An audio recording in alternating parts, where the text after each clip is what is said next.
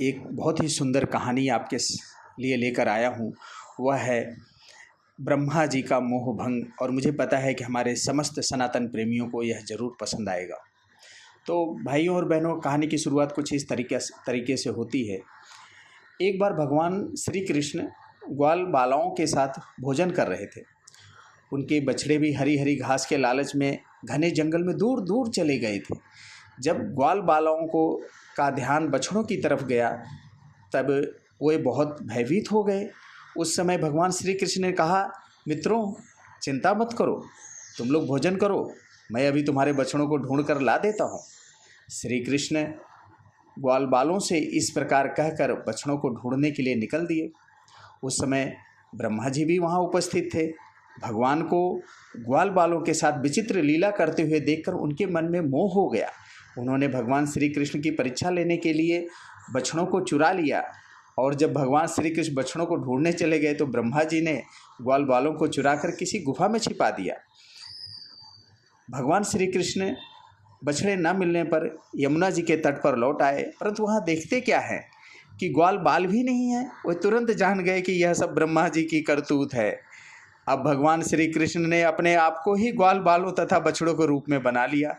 जिस समय भगवान श्री कृष्ण ने ग्वाल बालों तथा बछड़ों के रूप में नंद आदि की गौशालाओं में प्रवेश किया तो कोई भी उन्हें पहचान ही न सका।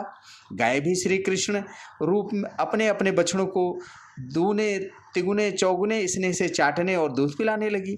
इस प्रकार भगवान श्री कृष्ण प्रतिदिन ग्वाल बालों तथा बछड़ों के रूप में वन में जाते और संध्या के समय लौट आते। इस तरह पूरे 1 वर्ष का समय बीत गया।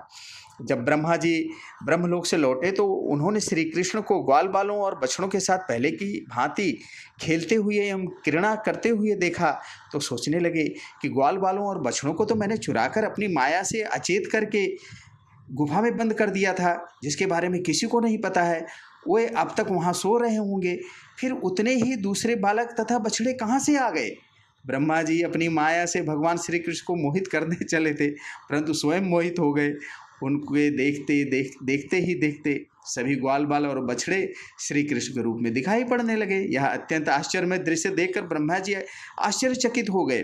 वे भगवान श्री कृष्ण के तेज से निस्तेज होकर मौन हो गए। यद्यपि ब्रह्मा जी समस्त विद्याओं के केंद्र हैं, फिर भी भगवान श्री कृष्ण को समझने में असमर्थ हो गए। उनकी आंखें मूंद गई। भगवान श्री कृष्ण ने ब्रह्मा जी की असमर्थता को देखकर अपनी माया का पर्दा तुरंत ही हटा लिया और मुस्कुराने लगे। तब जाकर ब्रह्मा जी को बाह्य ज्ञान प्राप्त हुआ।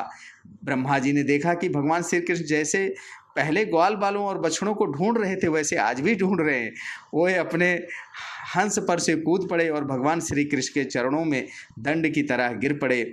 उनकी आंखों से अश्रुधारा बहने लगी, भगवान श्री कृष्ण के चरणों को भिगोने लगी।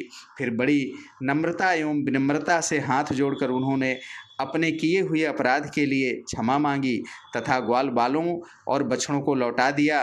अंत में वो श्री कृष्ण का स्मरण करते हुए ब्रह्मलोक को चले गए।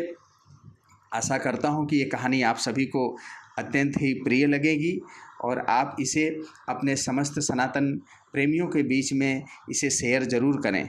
धन्यवाद।